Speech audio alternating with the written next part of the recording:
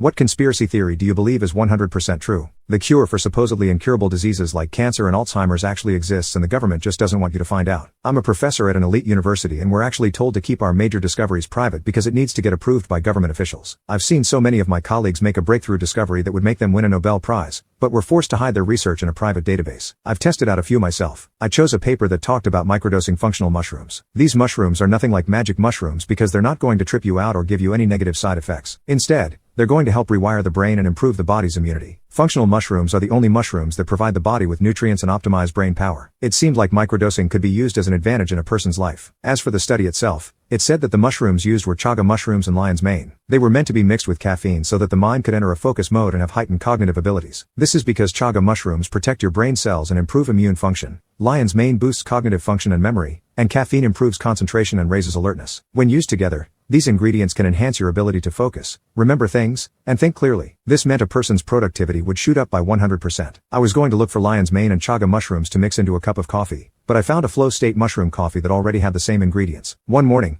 I brewed a pot of mushroom coffee before a long day of teaching and grading over 150 papers in 2 days. I procrastinated a lot because doing the same thing every day is tiring and boring, which then makes it harder to properly concentrate and do the work that's required. By the time I got to the university, I immediately felt ready to start the day with new energy and focus. As I was teaching, I presented the lessons clearly and got through everything I had planned really easily. Some of my classes even ended early. Then, I had to grade my stack of papers. I would usually feel drained from teaching and using all my brain power to discuss each lesson plan. However, that day, I still had enough energy to grade papers without any issues. I sat down at my desk and went into great detail about what each student did wrong and how they could improve, which is normally a hassle for many professors. I was able to get through 2 piles of papers instead of my usual half. By now, I would be exhausted and ready to go home. Though this time I didn't have those pessimistic thoughts, and I was more willing to do more work because I was still focused on completing everything for the day. I was managing my workload better than ever, and the flow state mushroom coffee was more effective than drinking regular coffee, especially since it did more than just keep me awake. When I looked at the mushroom research paper again later that day, I realized I had experienced all the effects written there, down to the last detail. Since it worked, that meant there was a different reason the higher-ups decided to not show the public any of the research. I got the feeling that the reason was that some industries could be negatively impacted by the discoveries. That got me thinking, if the study on flow state mushroom coffee was successful, what does that mean for every other study? Edit. The coffee I use is called Clarity Brew, just search it up.